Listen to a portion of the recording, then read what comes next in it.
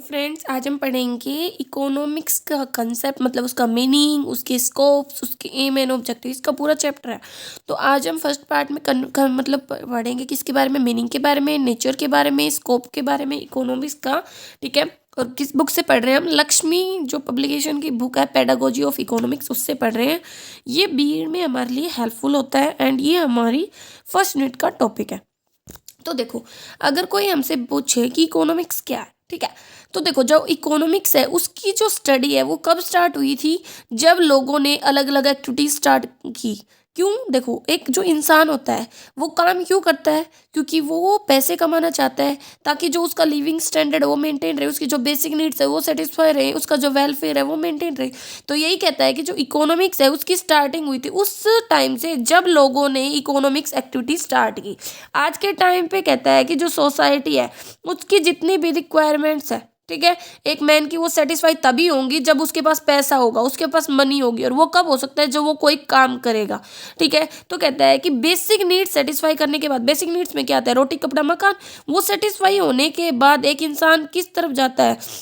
Social needs की तरफ। और ये कब पूरी हो सकती है? जब उसके पास क्या होगा? पैसा।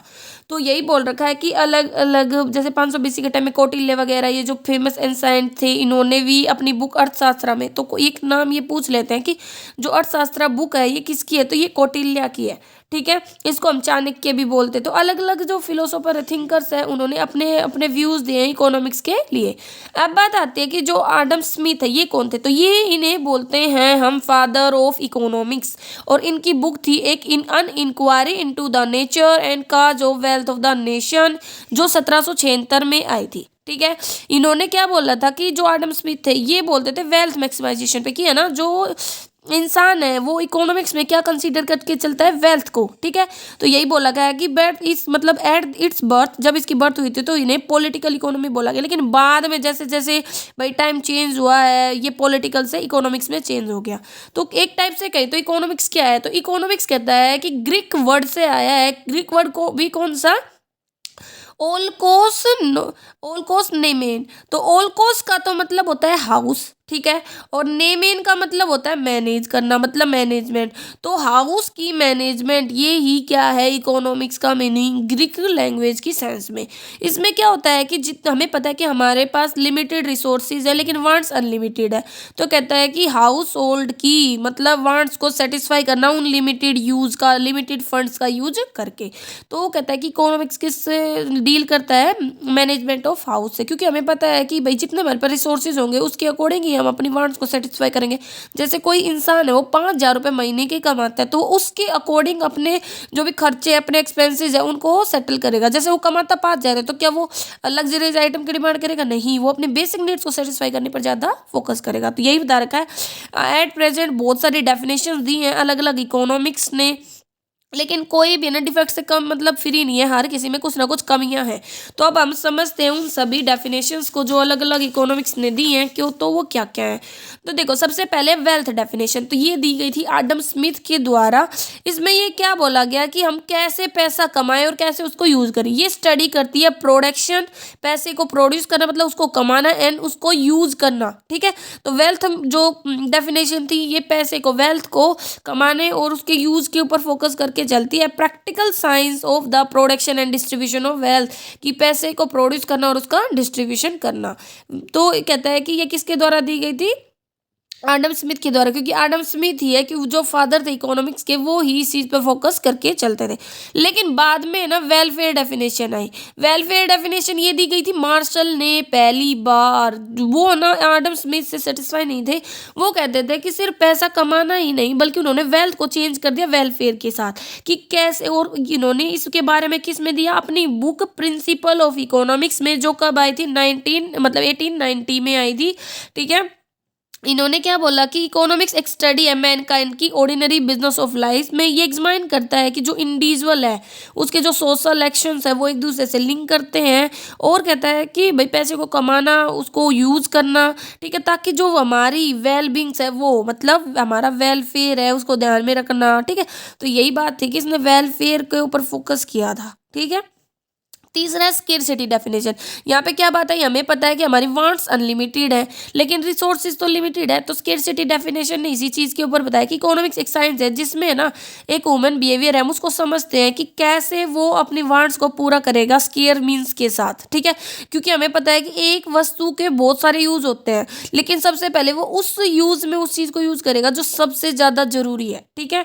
वांटलेस डेफिनेशन ये बोला जाता है कि एक इंसान की कितनी ही नीड सेटिस्फाई कर लो वो हमेशा नेक्स्ट पे शिफ्ट होता है। जैसे किसी में साइकिल नहीं थी, आपने साइकिल दिला दी, उसके बाद वो चाहेगा मोटरसाइकिल हो, मोटरसाइकिल के बाद गाड़ी। तो एक टाइप से कही तो जो वुमेन का जो माइंड है वो हमेशा रेस्टलेस रहता है, कभी भी आराम नहीं करता, वो हमेशा ज़्यादा से ज़्यादा चाहता है, ठीक है। वो इसीलिए हम कह सकते हैं कि वो हमेशा क्या रहता है, अनसेटिस्फाई रहता है, ठीक है। क्योंकि हर इंसान क्या चाहता है, मैक्सिमम सेटिस्फेक्शन उसे मिले, उसकी डिजायर फुलफिल हो उसके, लेकिन वो कभी होता नहीं, वो हमेशा ज़्यादा की डिमांड करता रहता है। फिर है ग्रोथ ओरिएंटेड डेफिनेशन। तो यहाँ पे क्या बोला गया, जो मॉडर्न इकोनॉमिक्स है वो नई नई डेफिनेशन ढूंढने में बिजी है इकोनॉमिक्स की, ठीक है। तो कहता है कि जो डेवलपमेंट है ग्रोथ ओरिएंटेड, ग्रोथ नाम से क्लियर है, मतलब कुछ ना कुछ ग्रोथ होना है, कुछ बढ़ोतरी होना। तो यही बोला गया है कि हम रिसोर्सेज का जो स्केर्स रिसोर्सेज है उनका ऐसे यूज करें कि मैक्सिमम हम प्रोड्यूस करें, ठीक है, और ना उसको हम खुद का भी कंजप्शन सेटिस्फाई करें एंड उसको सोसाइटी का भी करें। तो यही बोला गया ग्रोथ ओरिएंटेड में कि हम ना ग्रोथ करें, ऐसे ऐसे टेक्निक्स लेके आए, ऐसे हम यूज़ करें जो भी हमारे स्केर्स रिसोर्सेज है जिनसे हमें ज़्यादा प्रोडक्शन मिले उसका हम यूज़ करें डिस्ट्रीब्यूशन में, सोसाइटी के वांट्स को सेटिस्फाई करने में, ठीक है। एक यहाँ पे हमें नहीं बताया गया है कि जो इकोनॉमिक्स है उसको हम माइक्रो मैक्रो में बांट सकते हैं। माइक्रो इंडिविजुअल लेवल की स्टडी होती है और मैक्रो होती है वो इकोनॉमी एज ए होल की स्टडी होती है। माइक्रो मतलब स्मॉल होता है, ठीक है। तो इकोनॉमिक्स एक साइंटिफिक स्टडी है इकोनॉमिक क्वांटिटीज़ की। तो मिल्टन फ्रीडमैन ने क्या बताया, इकोनॉमिक्स एक साइंस है कि कैसे एक पर्टिकुलर सोसाइटी अपनी इकोनॉमिक प्रॉब्लम को सोल्व करेगी, क्योंकि बहुत सारी इकोनॉमिक प्रॉब्लम्स होती है, क्योंकि हमें पता है कि हमारे रिसोर्सेज क्या है, स्केयर्स हैं, लेकिन हमारी वांट्स क्या है, अनलिमिटेड है। तो यहाँ बताया है economics is a science of human behaviour, की वांट्स है वो अनलिमिटेड है लेकिन जो रिसोर्सेज है वो स्केयर्स है, लेकिन उनके यूजेस बहुत सारे हैं। तो यही कहते हैं कि हम चॉइस करके चलते हैं अनलिमिटेड वांट्स में और रिसोर्सेज में, कि हम हमारी वांट्स को कैसे सेटिस्फाई करें लिमिटेड रिसोर्सेज के साथ, कि मैक्सिमाइज करें हम हमारे सेटिस्फेक्शन को एंड ग्रोथ और वेलफेयर को। तो यही बोल रखा है कि जो एक इंसान है, ठीक है, तो वो भाई मैक्सिमम सेटिस्फेक्शन चाहता है, तो उसके लिए वो क्या करेगा, वो इंक्रीज करेगा वेलफेयर को भी और इकोनॉमिक ग्रोथ को भी। तो अब बात आती है नेचर की, इकोनॉमिक्स का नेचर क्या है। तो नेचर की बात करें तो यही माइंड में आता है कि जो इकोनॉमिक्स है वो साइंस है या आर्ट है। तो कहता है कि नेचर ऑफ इकोनॉमिक्स में हम पॉइंट आउट करते हैं कि ये साइंस है या आर्ट है, ठीक है। मतलब साइंस में के भी दो पार्ट है, पॉजिटिव साइंस है या नॉर्मेटिव साइंस है। तो कहता है कि सबसे पहले साइंस, तो साइंस की डेफिनेशन पता होनी चाहिए तो आपको कि साइंस क्या है। तो साइंस एक सिस्टमेटाइज बॉडी ऑफ नॉलेज है। तो कहता है कि इकोनॉमिक्स ऐसे साइंस के रूप में ये हमें रिलेशनशिप बताता है काज एंड इफेक्ट के रूप में, क्योंकि जो साइंस है सिर्फ वो फैक्ट्स का कलेक्शन नहीं है बल्कि ये हमें ये भी बताता है कि उनका रिलेशन क्या है, कोई चीज हो रही है तो क्यों हो रही है, उसके क्या कारण है। तो यही बोल रखा है कि इकोनॉमिक्स एक फुल फ्लेज साइंस है, क्योंकि फुल फ्लेज का मतलब है कंप्लीटली डेवलप्ड और एस्टेब्लिश्ड है, ठीक है। तो यही बोल रखा है कि जब बहुत सारे इकोनॉमिक्स कंसिडर होंगे, इकट्ठे होंगे, तो वो अपने अपने व्यूज़ देंगे, उतनी ही डेफिनेशंस आएंगी। तो ये कह सकते हैं कि इकोनॉमिक्स एक साइंस है, चाहे कितने भी डिफरेंसेस हो अलग अलग लोगों की अकॉर्डिंग, ठीक है। तो ये कहता है कि ये ग्रो हो रही है, डेवलप हो रही है, हमेशा कुछ ना कुछ डिफरेंस तो रहता ही है। तो हम ये नहीं कह सकते ये साइंस नहीं है, बल्कि ये एक साइंस है। हाँ, माना कि ये कई जगह फेल हो जाती है, अलग अलग मतलब भाई प्रिडिक्शंस आते हैं, अलग अलग लोगों के अपने अपने व्यूज़ आते हैं, लेकिन फिर भी हम कह सकते हैं कि इकोनॉमिक्स क्या एक साइंस है। तो अगर आपको ये लिखना हो तो इतना ज़्यादा नहीं लिखना, आपको लिखना है साइंस की डेफिनेशन को। फिर ये क्या किस में हेल्प करता है, काज एंड इफेक्ट रिलेशन एस्टेब्लिश करने में हेल्प करता है। ये सिर्फ फैक्ट्स के ऊपर ही बेस नहीं है, मतलब उनको कलेक्ट करने पर, बल्कि ये बताता है कि कैसे वो हमारे लिए हेल्पफुल है, कैसे वो एक दूसरे से रिलेटेड है, ये कंप्लीटली डेवलप्ड है, ठीक है, और ये हमें बताना है, ठीक है, चाहे कितने डिफरेंसेस हो ये हमारी हेल्प करता है। फिर बात आती है इकोनॉमिक्स एज एन आर्ट। तो इसके लिए भी आर्ट की डेफिनेशन बताओ। तो आर्ट क्या होती है, आर्ट होते है, देखो साइंस जैसे हमें बताता है चीज़ों की थ्योरेटिकल नॉलेज देता है, सिस्टमेटाइज नॉलेज देता है, वैसे ही आर्ट हमें प्रैक्टिकल डूइंग के ऊपर फोकस करके चलता है। तो आर्ट रेफर करता है practical application of existing knowledge, कि जो भी हमारे पास नॉलेज है, स्किल्स है, उनको प्रैक्टिकली अप्लाई करना, करके देखना, ठीक है। तो एक आर्ट एक सिस्टमेटाइज बॉडी है नॉलेज की, तो यही बोल रखा है कि ये एक आर्ट है, मतलब एक आर्ट एक ऐसा सिस्टम है रूल्स का कि हम अटेन करें, ठीक है, ऑफ एन गिवन एंड, कि मतलब जो भी हमारे वांट्स है वो सेटिस्फाई हो जाए। तो इसके लिए यही है कि प्रैक्टिकली अप्लाई करने पे फोकस करता है, ये एक सिंथेटाइज बॉडी ऑफ नॉलेज है, ठीक है। साइंस तो हमें क्या कह देता है कि भाई वो हमें स्पेसिफिक प्रिंसिपल बता देता है, और ये हमें ना जो भी हमारे स्पेसिफिक प्रॉब्लम्स है उनको सोल्व करने में हमारी हेल्प करता है, ठीक है। सॉरी। तो यहाँ पे ये बता रखा है कि हमें ये नहीं कह सकते कि ये सिर्फ साइंस है इकोनॉमिक्स, हम ये बोल सकते हैं कि साइंस भी है और आर्ट भी है। तो इकोनॉमिक्स दोनों चीज़ें हैं, बोथ आर्ट एंड साइंस। अब बात आती है इकोनॉमिक्स प्योर है या अप्लाइड है। तो देखो, कुछ इकोनॉमिक्स तो मानते हैं कि ये प्योर है और कुछ इकोनॉमिक्स मानते हैं ये अप्लाइड है। तो इसीलिए इसको दो पार्ट्स में बांटा है, pure economics and applied economics में। तो प्योर मतलब जो बिल्कुल प्योर है, लॉजिक पे बेस है, जो जो बात है वही बताता है, जबकि जो अप्लाइड होता है वो थ्योरी वगैरह का यूज करता है इकोनॉमिक्स की जो भी पॉसिबल आउटकम है उनको बताने के लिए, ठीक है। तो आपको बताना है प्योर इकोनॉमिक्स का मीनिंग जो प्योर लॉजिक है, जिसमें कोई भी मतलब मिलावट नहीं है, प्योर है बिल्कुल। और अप्लाइड है जो ना थ्योरी वगैरह का यूज करता है पॉसिबल आउटकम्स के लिए, ठीक है। तो यही बोलेगा इसने बाइफरकेट किया दोनों में। तो प्योर साइंस फर्निश करता है एज ए टूल, जो जिसकी हेल्प से जो अप्लाइड साइंस है वो काम करता है। प्योर साइंस एक टूल प्रोवाइड करवाता है और अप्लाइड साइंस इस टूल की हेल्प से काम करता है। तो एक टाइप से कहते हैं प्योर एंड अप्लाइड साइंस दोनों एक साथ चलते हैं, एक के बिना दूसरा काम नहीं कर सकता। अब बात आती है इकोनॉमिक्स पॉजिटिव है नॉर्मेटिव। हमने पढ़ा था कि जो इको साइंस है, इकोनॉमिक्स एक साइंस है, तो साइंस को भी इसने दो पार्ट में बांटा है, positive science and normative science. तो पॉजिटिव साइंस जैसा कि नाम से ही क्लियर है, जो फैक्ट्स के ऊपर बेस है, ना कि वैल्यू जजमेंट पे। मतलब ये वही बताता है जो है एक्चुअल में, जो था या जो रहेगा एक सर्कमस्टांसिस में। भाई इन्फ्लेशन की रेट जो है भाई एक्चुअल में, जैसे बड़े बड़े इकोनॉमिक्स हैं, जो एजेंसीज वगैरह हैं, वो हमें बताते हैं, जैसे IMF है, WHO है, तो ये अपनी अपनी फोरकास्ट देते हैं किसी देश की GDP वगैरह के बारे में। तो वो जो बताएंगे वो हम वही तो बताएंगे, उसमें हम खुद से तो बदलाव कर नहीं सकते। तो ये होता है पॉजिटिव साइंस। नॉर्मेटिव क्या होता है, ये ना ये हमें ना भाई किसके ऊपर बेस होता है, वैल्यू जजमेंट पे। मतलब ये फोकस करता है कि भाई क्या चेंजमेंट किया सकते, क्या होना चाहिए, ought to be या शुड बी। मतलब जैसे भाई टैक्सेस हैं तो वो प्रोग्रेसिव रेट ले या रिग्रेसिव ले, ठीक है। तो ये उसके अकॉर्डिंग काम करता है। तो यही इसमें बताया गया है। तो नॉर्मेटिव साइंस या रेगुलेटिव साइंस भी बोल देते हैं। तो एक बॉडी है सिस्टमेटाइज नॉलेज की, जो किससे रिलेटेड है, क्राइटेरिया से, जो होना चाहिए, एंड मतलब जो लिंक होता है idols and distinguish from the actual, ठीक है। तो ये इसमें बताया गया है। पॉजिटिव साइंस किससे रिलेटेड है, जैसे कि चीज़ें हैं वैसे ही ये मतलब डायरेक्ट बताता है, एक्सप्लोर करता है काज एंड इफेक्ट को डायरेक्टली, ठीक है, कि क्या है, क्या था, क्या रहेगा एक प्रोवाइडेड सेट ऑफ सर्कमस्टांसेस। मतलब ये खुद से कोई बदलाव करने के लिए नहीं कहता, जो एक्चुअल में सिचुएशन है वही बताता है। और नॉर्मेटिव तो यही है कि ये चीज़ें क्या होनी चाहिए, मतलब डिस्कस करता है, उनमें जो भी मतलब जजमेंट्स है वो लेके आता है। तो यहाँ पे जजमेंट के ऊपर ये पूरी तरह से बेस होता है।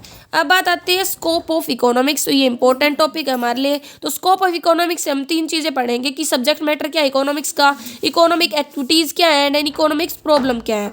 तो by the term scope, scope की टर्म के मतलब है हमारा कि भाई जो इकोनॉमिक्स है वो कितना वाइड है, कितना ब्रीथ है, कितना कंप्रहेंसिव है, कितना फैला हुआ है, क्या क्या वेराइटीज़ हैं, किस एक्सटेंट तक जो लर्निंग है वो एक्सपीरियंस करती है। तो इन चीज़ों के बारे में हम पढ़ेंगे।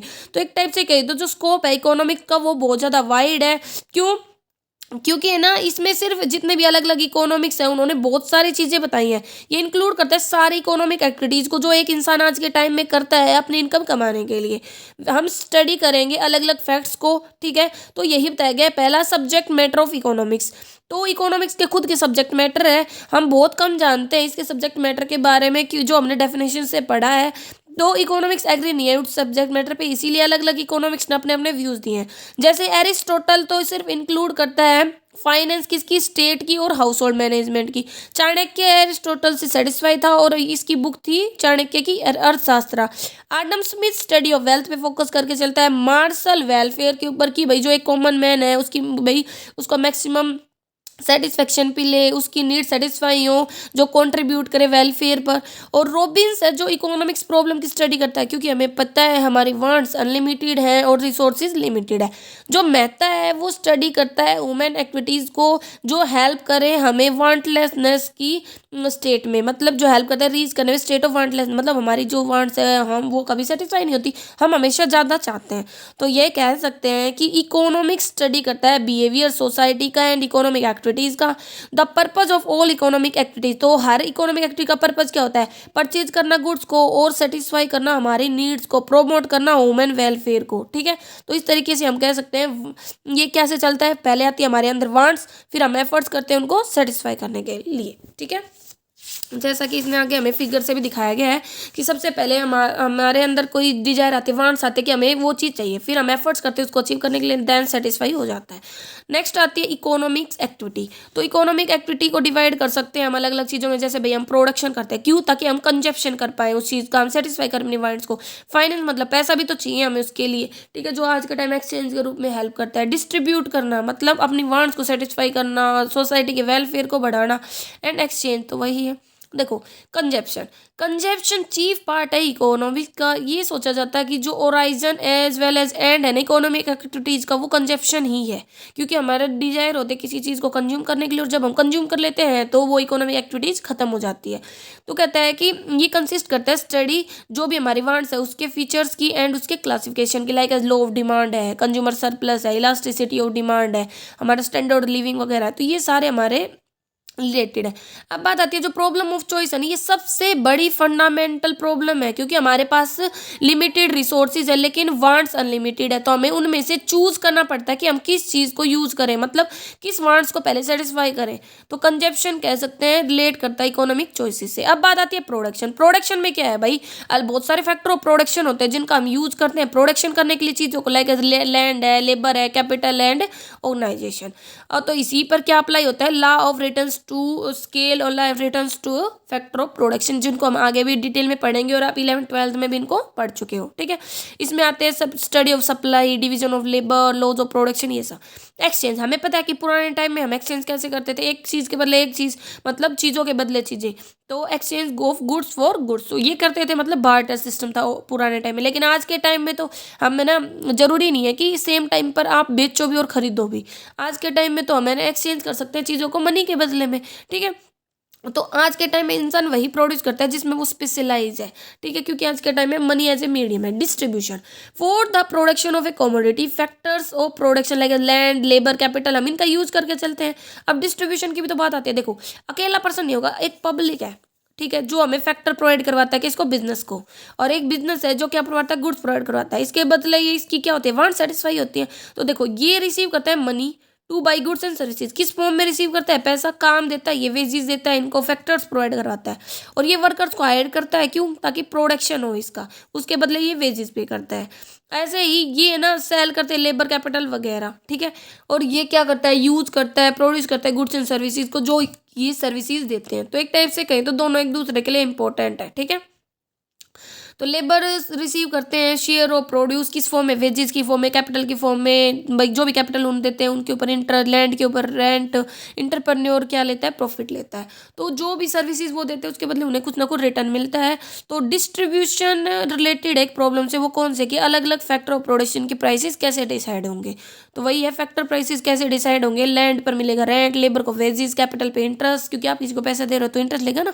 लाइक बैंक में हम पैसा डिपॉजिट करवाते हैं तो बैंक हमें इंटरेस्ट देता है, और इंटरप्रेन्योर अपनी स्किल्स दे रहा है तो वो क्या लेगा, प्रॉफिट लेगा। तो ठीक है।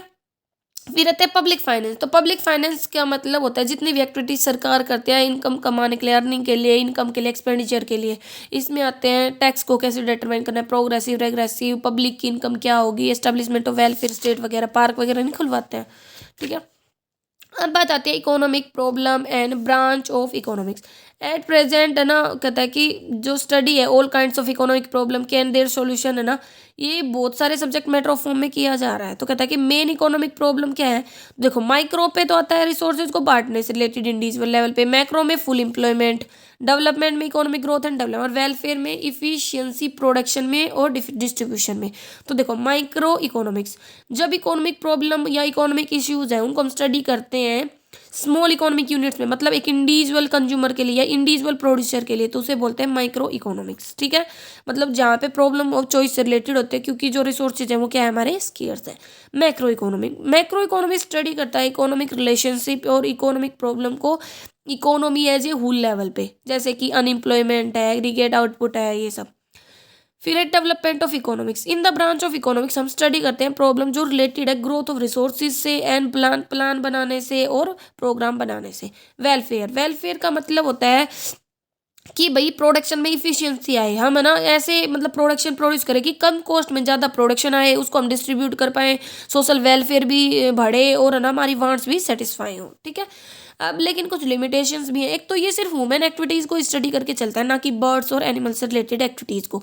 जो डिविजन एक्टिविटीज़ का वो दो पार्ट में किया गया है, इकोनॉमिक एंड नॉन इकोनॉमिक, लेकिन हम पढ़ते सिर्फ इकोनॉमिक को है। ये डील करता है एक्टिविटीज़ कॉमन की, रियल की एंड सोशल मैन की सिर्फ।